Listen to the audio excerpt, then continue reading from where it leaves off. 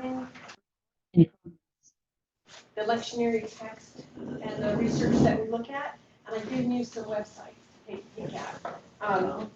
And so those are listed in that section about where do we go to look for other people's thoughts about particular passages that were offered up daily.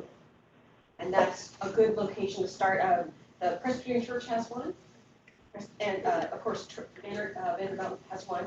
And theworkingpreacher.org we talked about last week. It's Lutheran, so it's offered up by the Lutherans. And I really like their thinking. A lot of times I've bumped into stuff there that's wonderful. Left Behind and Loving It, that blog spot's by D. Mark Davis, and he's a Presbyterian pastor out of California. And then Text Week, which is Jeannie Woodward's aggregation of all of these pieces of different people looking at particular lectionary passages. So those are there for you if you have a moment to take a glance at them. So I didn't want to kick us off too early, but no, that's good. You're right on time. Perfect. If you will please join me in the opening prayer, which I totally plagiarized from Psalm 24, verses 1 through 6. The earth is the Lord's, and everything in it, the world and all who live in it. For he founded it on the seas and established it on the waters. Who may ascend the mountain of the Lord? Who may stand in his holy place? The one who has clean hands and a pure heart, who does not trust in an idol or swear by a false god. They will receive blessing from the Lord and vindication from God their Savior. Such is the generation of those who seek him, who seek your face, God of Jacob. I will offer up that in my years in college, in the summers, I would work at a Presbyterian church camp. And there was a pastor there called Bert Tuggle. And Bert Tuggle grew up in a Baptist tradition and came to Presbyterianism later in his life. But he was the camp leader the first year I went to work at this camp. And he would open up every Monday morning, or the particular camps we would do would be a couple of weeks, 6 or 8 weeks. We had different groups of kids each of those weeks, and every Monday morning he would open up with this: "The earth is the Lord's." And we were supposed to respond in kind. And I'm gonna, because we're Presbyterian, I won't make you. But it was joyful for me to hear him in his beautiful baritone voice ring out that the earth is the Lord's. I went to summer camp with his son, and so it was a wonderful tradition to have all of those people focused on one thing. And that particular year, koinonia was our theme, and we opened up with the earth is the Lord's. So we're going to look a little bit at that today, but before we do, I want to pass the baton to my partner in crime here, Mary Beth Hunt, who's going to tell us a little bit about stewardship. I'm really going to tell you a few of the ways that PCP has blessed me and why I pledged. I had to make some cards for myself because there were so many ways. PCPC blesses me with opportunities to worship, whether contemporary or traditional, early or late, in person, or even in my PJs on YouTube. Bible study, faith formation classes, lectionary podcasts like the one that Sarah does, make Bible study more interesting and a whole lot more fun than if I did it by myself. Fellowship, getting to know people at Wednesday night suppers and small groups or at koinonia, fabulous. Service. I serve as a Stephen minister, as part of the faith formation team, and right now as an elder. Whether I want to be a leader or a follower, there are hundreds of ways to serve in the church. Mission. PCPC gives me an opportunity to help victims of human trafficking and natural disasters, to help the homeless, and farm workers, and refugees more than I can count. Justice. It's really hard to do justice by yourself, but by participating in hope, PCPC gives me a chance to make a difference in evidence-based programs that really work. Support. There are prayer lists, there are groups for those who are grieving or caring for aging parents. Unity. PCPC has given me a sense of belonging and being an important and valued member of the body of Christ. And last but certainly not least, stewardship. That gives me a chance to support the church that means so much to me. I get much, much more than I give. I get intellectual stimulation, emotional support, social connection, spiritual nourishment, and inspiration. The slogan of this year's stewardship campaign really sums it up. Together, we are one in Christ. Good job. So this brings us to our next, or our second parable in the book of Matthew that we're going to look at in these 3 weeks together.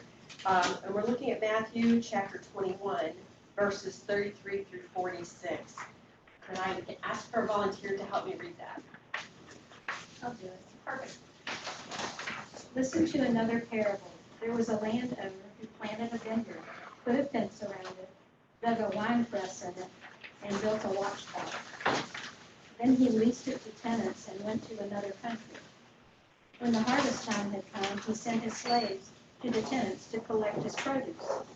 But the tenants seized his slaves and beat one, killed another. Again, he sent other slaves, more than the first. So what you're saying in that prayer, Finally, he sent we're just trying. back And my son. just keep on that. And when you have this much energy to try, that's all you get, and that's fine. And you accept the grace that God is giving us, that's fine too. And so don't let the law and the serious nature of the law deter you. Keep trying. They said to him, he will put those wretches to a miserable death, and least of it. But prepare our faith together by reciting the apostles. Jesus said to them, have you never read in the scriptures, the stone that the builders rejected has become the cornerstone? This was the Lord's doing, and it is amazing in our eyes. Therefore, I tell you, the kingdom of God will be taken away from you and given to a people that produces the fruits of the kingdom. The one who falls on this stone will be broken to pieces, and it will crush anyone on whom it falls. When the chief priests and the Pharisees heard his parables, they realized that he was speaking about them. They wanted to arrest him, but they feared the crowds because they regarded him as a prophet. Thank you very much. So right off the bat, what does this parable tell us about God, or demonstrate to us about God? He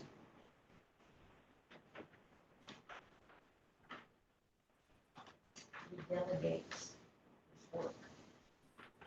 I like that. He gives you more than one chance. Do-overs? Yep, he can do it. What else? Forgiving. Forgiveness.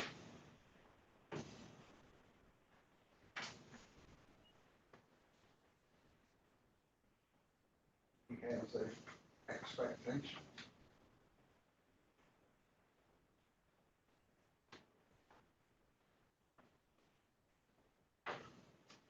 I was struck by the beginning of the parable where it tells you that the vineyard owner took a lot of time and effort to prepare the space. Put up a watchtower, dug a wine press. It averages, I did some general thumbnail estimates off of my friend Google. How much does it cost the first year of a vineyard? When you're not going to get any production, right? It takes about 5 years for vines to produce grapes. So each year, for 5 years, what does it take?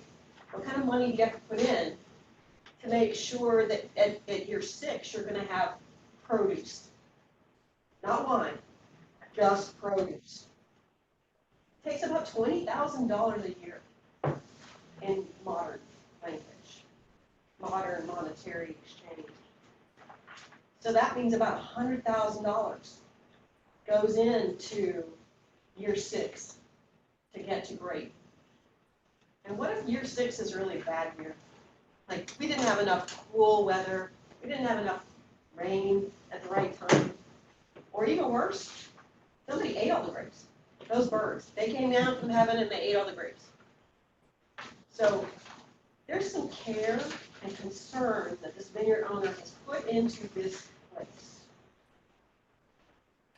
And also to note, it'd be a length of time before the landowner would show up and go, hey, where are the grapes for this year?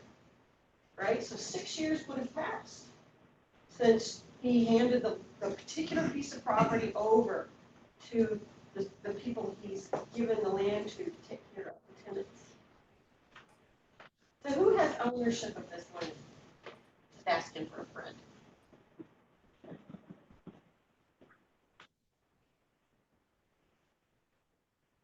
Do you ever hear the words, possession is 9/10 the law? So who do you think has ownership in this land?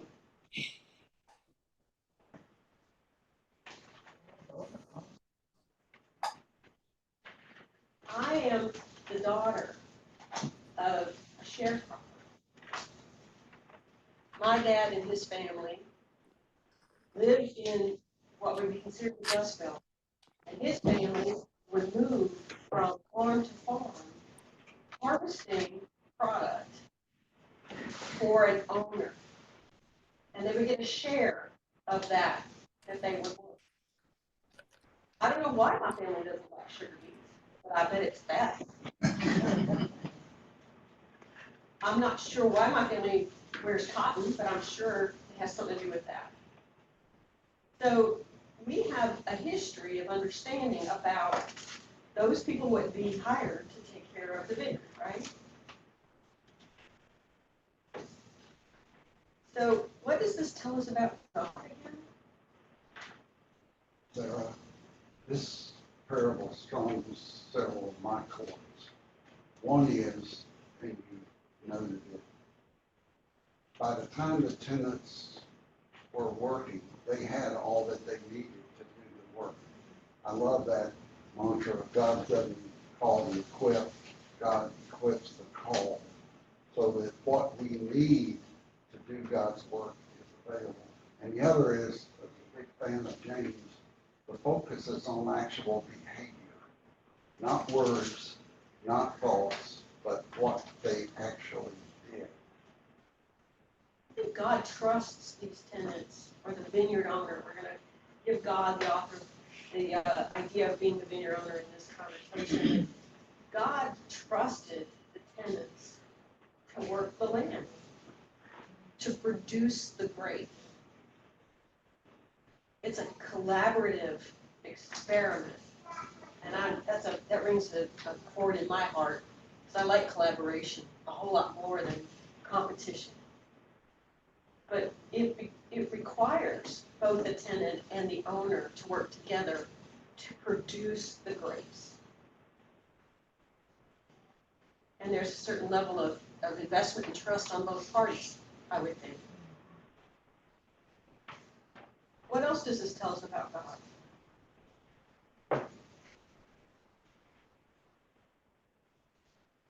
There are boundaries. I'm worried about the slaves. Tell me more. Well, they're the ones that got the raw into this whole thing. Son, this is not my favorite parable.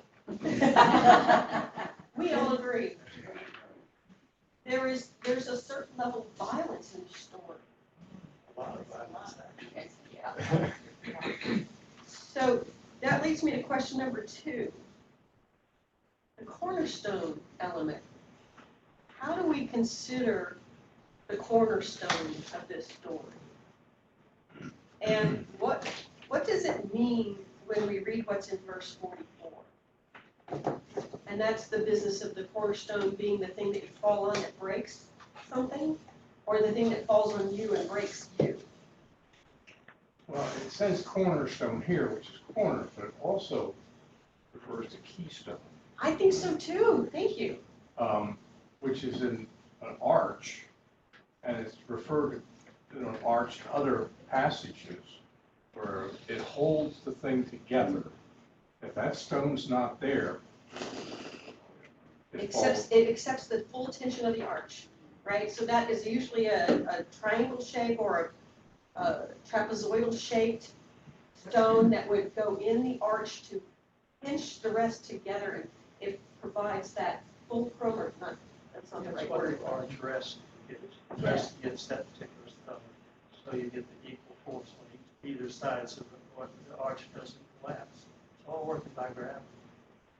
The other thing, the cornerstone, and I don't know if they use, I think they use it, it's a ceremonial thing, but it's an important thing because the function it does, it controls, when you set that stone, that's your reference point to do all the measurements to lay out a building. Now, it's become ceremonial because in the multi-story buildings, you usually do the elevator shaft and the fire exits control the rest of the layout. But you don't build an elevator. The elevator shaft has to go straight up. There's no shimming and stuff in there to fit the elevator. It wouldn't work. And so these are very important parts of the building. And if you miss that, what happens to the rest of the building when you make a measurement? And, oh, wait a minute, we're supposed to have 10 by 10 room here, but we don't. So the cornerstone, they're using it. I think the keystone actually works better, but the cornerstone is the reference point for the building. You don't have a cornerstone, you're in trouble. And I'll go so far as to take your analogy of elevator shaft and fire exits to push that even further, because I think you can't rise without a firm foundation, and you can't. There's no safety within the building if there's no way to get through or out of it. So those are two true, if you will, if we're going to true up this allegory or true up this metaphor that we're using about cornerstones and keystones. I think those are valuable observations. It's interesting to me that the word reference point is important. To what do you reference when you think about living your life with an ethic or character? What's your reference for that? You need a model or a mentor or someone that gives you an idea of what it looks like. Right. That's one. It represents the foundation. Yes. And in my father's house, it would say it represents who we are as a people. Even if it's just the Talbot family, which is my maiden name, or the Mickelson family, which is my married name. I think that the way we carry ourselves, the way we do business, all of those things point to what's foundational to our lives.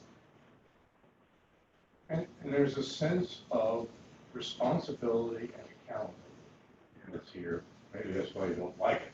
Because essentially, if I am a tenant, I realize I am accountable for the harvest to the owner. Yeah. And if I take that on, there's a consequence. And essentially, I've got to produce that or come through with that. If I don't, there's a consequence for that. And the folks, slaves, are saying, I want to try to get around that. And they basically, the violence comes when the owner sends people to collect on the contract. And then ends up sending, pretty obvious, sends his son that you should be able to honor. And I said, well, take care of him, and then we'll be able to inherit or take over the land. And you go, they're going to try to abrogate what the contract is, do away with that. And so you say, well, wait a minute, what does that say about the ethics and the agreement that you entered into with the owner? And you go, So the whole idea is, if you're dealing with God, you can't mess around with getting out of the covenant or contract that you're entered into with God. There's a consequence, there's a responsibility. An essential truth. Yes, that you have to live up to. If not, you're going to be held accountable. So this kind of parked in my head. Do we understand the difference between stewardship and ownership? That's not good. Well, let me ask it a different way. Is there a muddy water between these two words for us? Is there, and I call it muddy waters because I've trampled through it so many times, I've made the water muddy. It's not because the water's naturally muddy. It's because I want to rewrite the contract. I want to renegotiate the agreement. And I'm going to go, wait a minute. This is a wonderful place where parents and children often meet, right? What time will you be home from your date? Well, how about 12:30? I said, well, your normal curfew's like 11. Why would tonight be different? Well, because I want it to be. Like, okay, so we can negotiate a new curfew. What time will you be home that will be safe?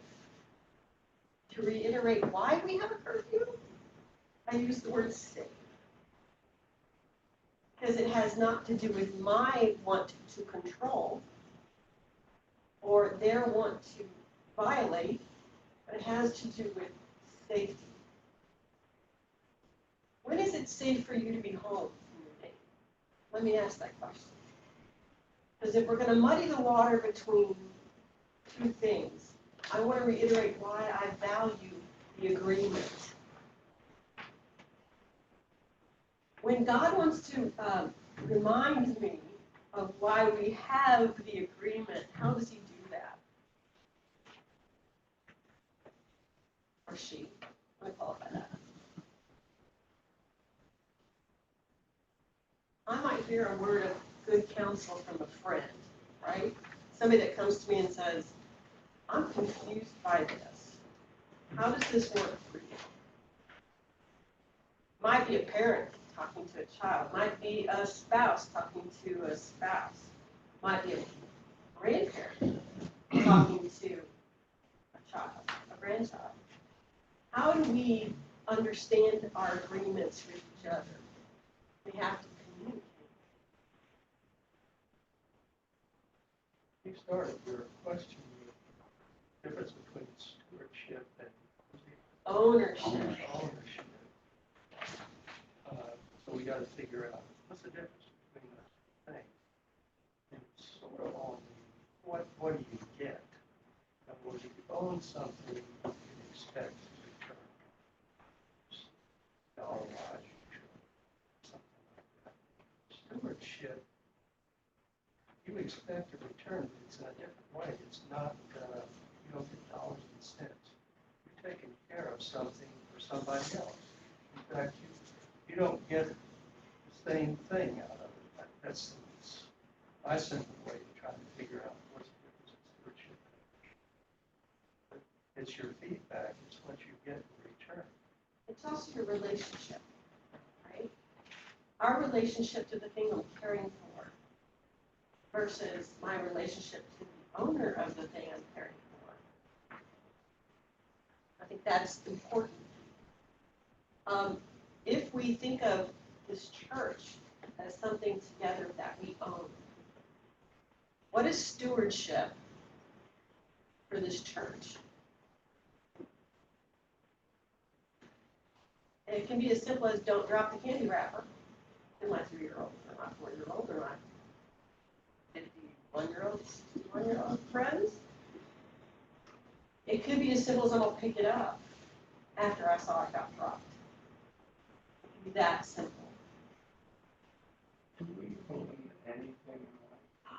Which takes me back to Psalm 24, verse 1, which is, the earth is the Lord's.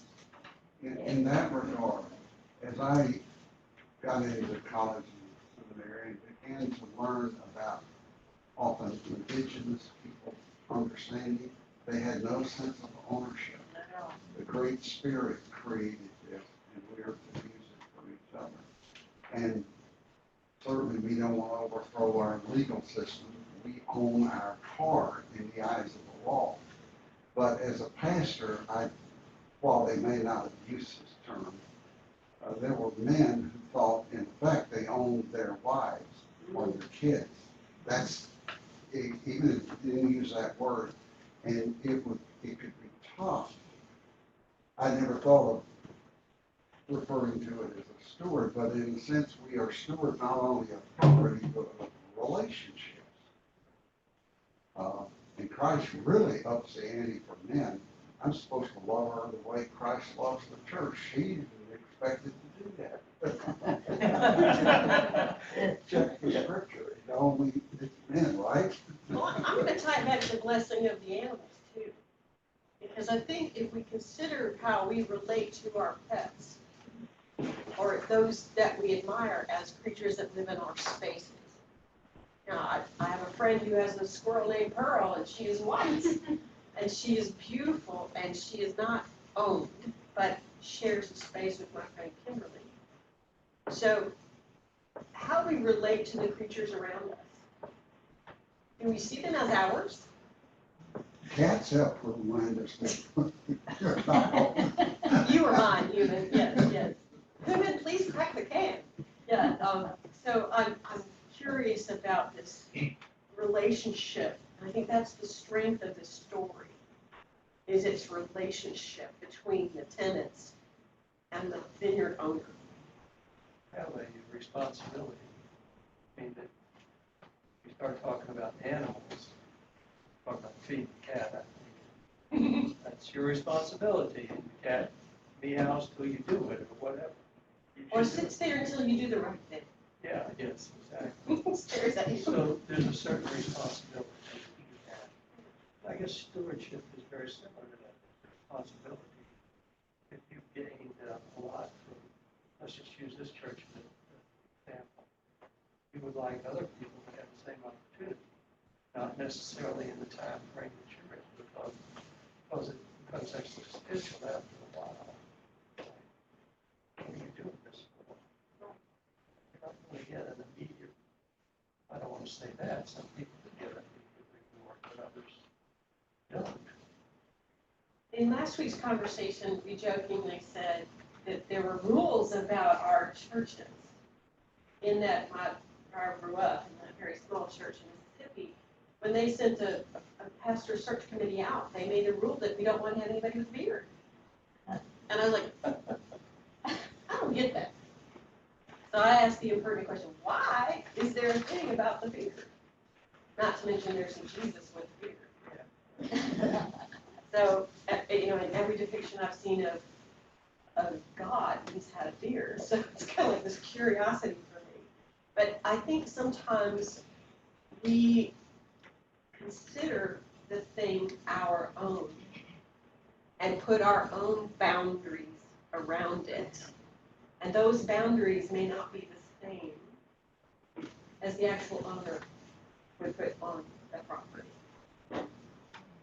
So there might be rules that we would adopt, that we are affectionate for, that we hold in strong opinion, that we might have to relax. Because maybe the landowner has a different thought in mind. I make that statement to make us uncomfortable. Because oftentimes we get distracted by this idea of ownership. And then when something happens that seems to violate my boundaries, I get frustrated and angry, and I might say something awful. You might leave. Or I might leave. Or I might break with the family, so to speak. So I invite you to think carefully about stewardship and about ownership. And that it's a renewable resource for us. And that we often can be distracted thinking we don't need to be taught. And I can volunteer for you, it's refreshing to be taught. Especially when somebody surprises me. And I have to really chew on the idea to get comfortable with it. So here's the punchline. What is the vineyard of God? And what is not the vineyard of God?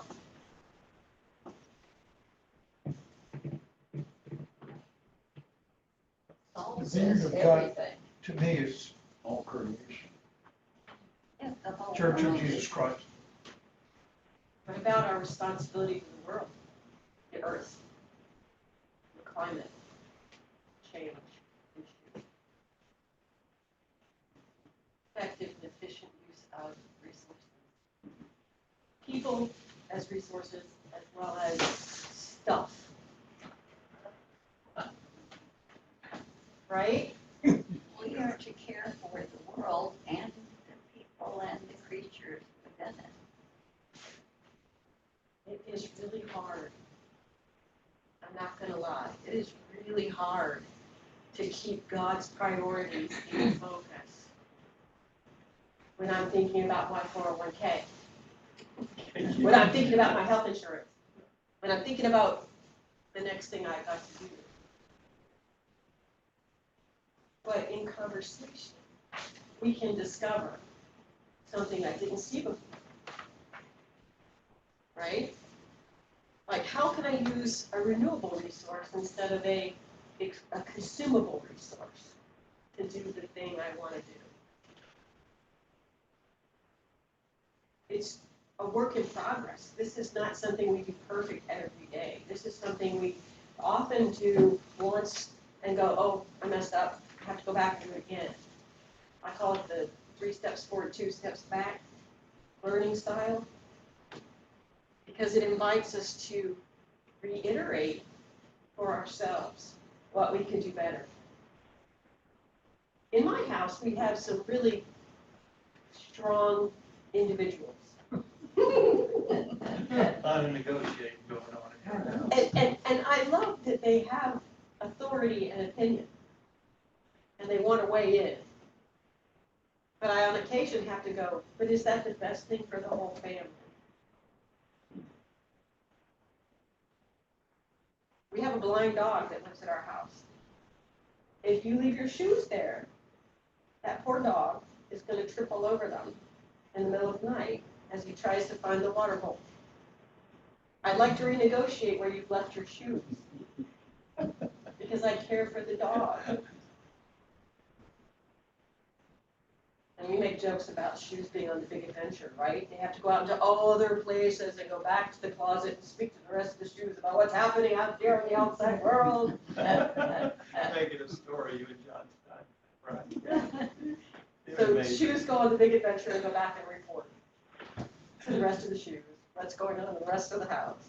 But I think we stand with some responsibility to each other, to the creatures around us, and to the word or the principle or foundation that we live with. Right? So I think this passage, this particular parable invites us to consider that carefully. What happens when we get our red hair in a tizzy? Do we say things we shouldn't, that are hurtful, that are mean, that are mean? Do we do violence to each other? Is my question. When we encounter those boundaries, imaginary or real, and that we want to have a fight about them, right? Whether it's property rights, mining rights, who gets to go first in traffic at the merge at the top of West Shore, right?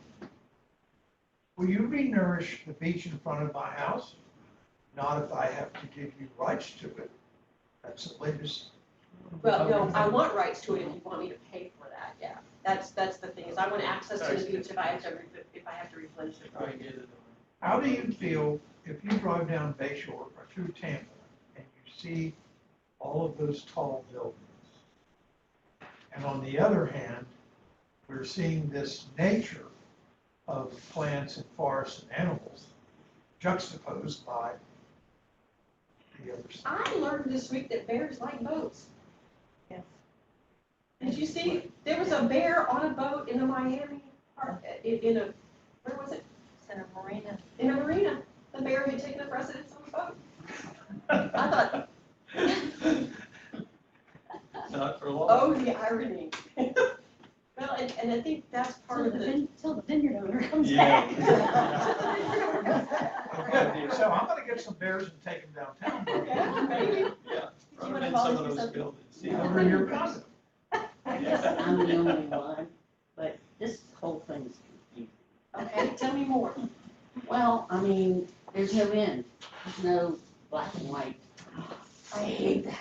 I know, well, that's for me, I mean, it's just, I know there should be, but I'm just not seeing it, but the cornerstone, I can relate that maybe it's Jesus, like he was killed for us, but there's no reason in the story, the cornerstone, and killing the son and not giving the vineyard owner anything.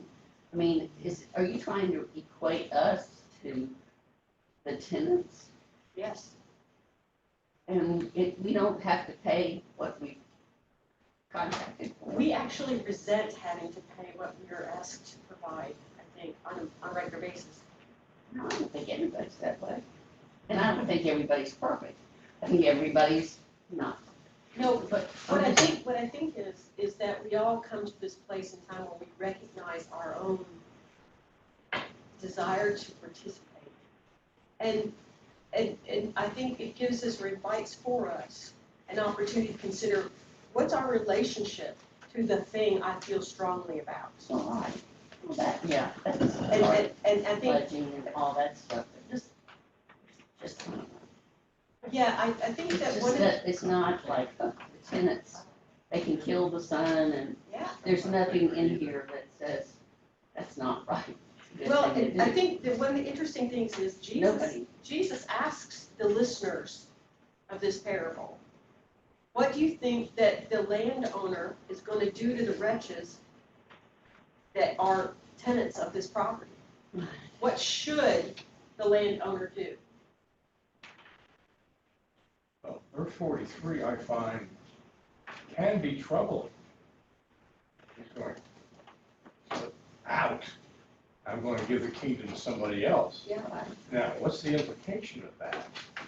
That there are going to be some folks that are going to be heaved out in the long run because of not fulfilling a responsibility or carrying through in the relationship, and somebody else is going to get in. And you look at that and say, what is all of that all about? And the Pharisees and the people in power realize it's about them. They're out, somebody else is going to be in. So what's the consequence? They want to do away with this dude because he's threatening them. And so you go, I think that's important to note that the listeners are given the choice of being the judges in this story. I think it's complicated if you don't do a one-to-one correspondence between what is he talking about the tenant? Who is that? Who is that? Who are the tenants? It gets, and then there's cornerstone that comes out of nowhere. Yeah. And then you try and figure out, well, they listen to you all talk about it. I know a little bit more about it, but I certainly didn't know before. It's the Pharisees, he's talking about killing the son. That's the first thing. Well, I thought, who was killed in the Bible that we know about? Jesus was. Any number of prophets. Well,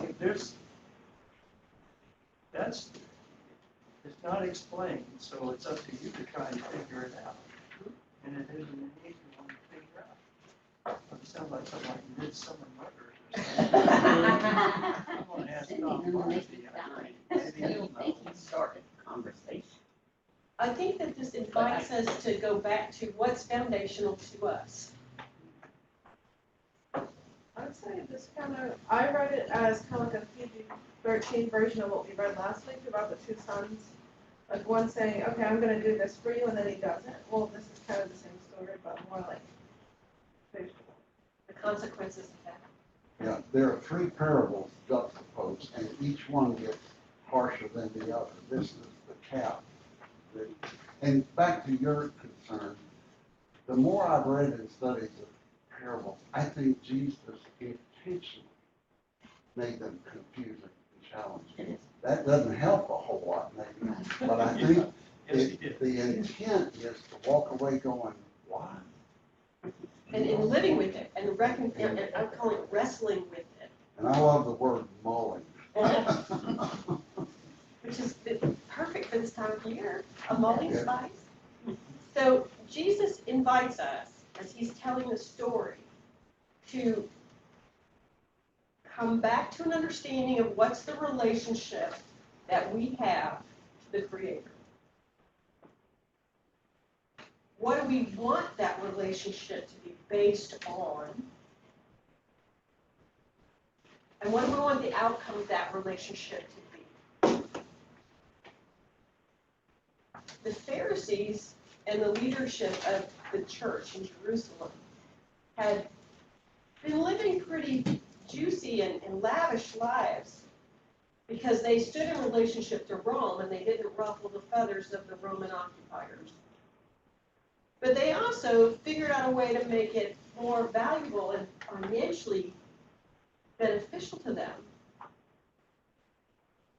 on how people came to the temple, right? They had a money-changing system inside the temple that said you can bring your Roman coin in and convert it to the temple coinage for a small fee. You didn't bring your sacrifice with you? Well, you can buy 2 turtle doves right here for a small fee. So they've convenientized how we're supposed to come to the temple. Oh, you don't have any money and you don't have your sacrifice? You're probably not welcome here. Can you imagine being turned away at the church door because you weren't dressed right? Or maybe you didn't have the right color scarf? Or skin? Or a beard? So these are things that had been used to separate God from the people. And God's going, wait a minute, I own this place. I can set my own rules. Right? And that's what we're seeing a little bit in this parable. And that certainly does rub those that have been generously making a small fee off of the discomfort of others. Now, I often find myself, when I look at parables, going, do I do that? Do you also find yourselves, when you read these parables, going, oh, what part do I play? Am I doing that? So it invites me to reflect on what my behavior is, what my words are, how I vote, whether I vote, what kind of car I drive, what food I buy, how I spend my time. Because if I'm a tenant farmer in the vineyard of the Lord, people are watching what I do. God is watching what I do. And do I want to be thrown out? Not that God will take on the responsible listeners here. Because I think we have a different story that's being told with the crucifixion and resurrection and this idea of grace. Because God does not do what the listeners say he should do. Right? There's this old story about a guy and a whale, and Jonah gets swallowed by the whale because he didn't want to go to Nineveh. And the whale throws him up on the beach in Nineveh, which I have to laugh at. It's like, how often does that happen to you? Where you're kind of given the indication to go do something, and you say, no, I'm not going to do that. And all of a sudden you find yourself doing it. Welcome to the beach in Nineveh. Jonah gets it in his bonnet that he wants to see hellfire and damnation rain down on Nineveh because they are a cussed people. And what does God do? Forgives them. And Jonah gets mad at God, storms off and sits under a tree. And God goes, who are you to think these thoughts? So I think that I'm often Jonah, right? I want to see someone get what they deserve. I want to see the karma bucket come and kick somebody. Not that I take any zeal in that. Often. Yet, today. But I think we all are a character in this story at some point in our lives. And that's really hard. That's hard to hear, isn't it? Well, one thing you can do is find a commentary and see if you're really sure what it means. Yes. One of those guys ought to know. And I will say the benefit of looking at these websites when you have a few minutes is you'll see a lot of different pathways through this story. And what will resonate this year right now will not be the same thing that would resonate next year or the year after, or even 3 years from now when we come back to these exact texts, so that we get this opportunity to have our, I would call it this, the glasses that we use to read the scripture change as our eyes change, and we see something new. Do you have any questions about this week's passage in this lectionary? Yeah? There, you know, you brought up the story of Jonah. There's a little lesson buried in Jonah there. And that is when they were trying to decide who was about to sink the boat, they cast lots to decide who to throw overboard. And you know, I keep seeing the slaves in this place. They didn't have a contract with anybody, didn't have any choice in what they did. And there's a lot of people around who haven't got any choice about anything for their entire lives. No.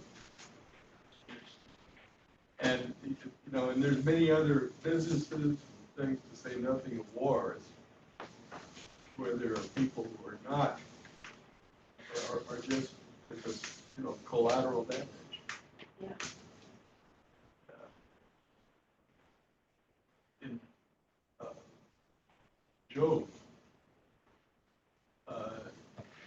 they think it's about Job. Well, there are dozens, if not hundreds of other people that get caught up in this story of Job, and we're worried about Job. This is something that doesn't compute. I agree. So. Not that it should.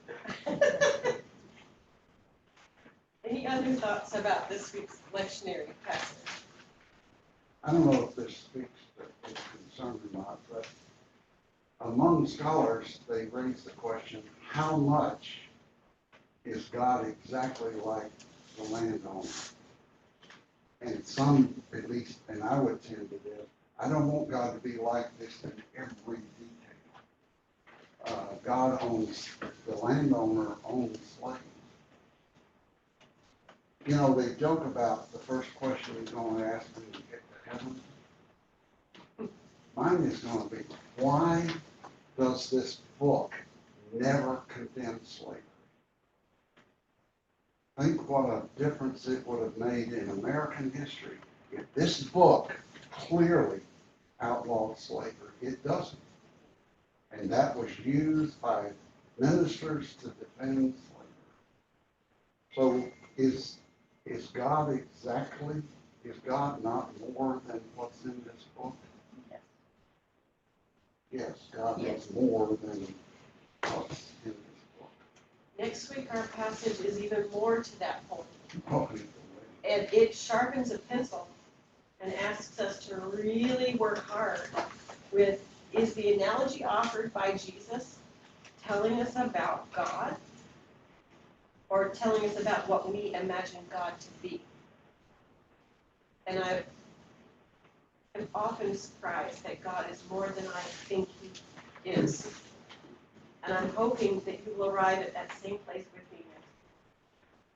So we'll be continuing our work in Matthew, and we'll be looking at a passage that's coming. Remember, this all takes place in the last week of Jesus' life. That this is, if you will, He's being very direct for a lot of really good reasons. And we get to benefit from it. So I invite you to have a great week. Come back next week. Thank you, Sarah.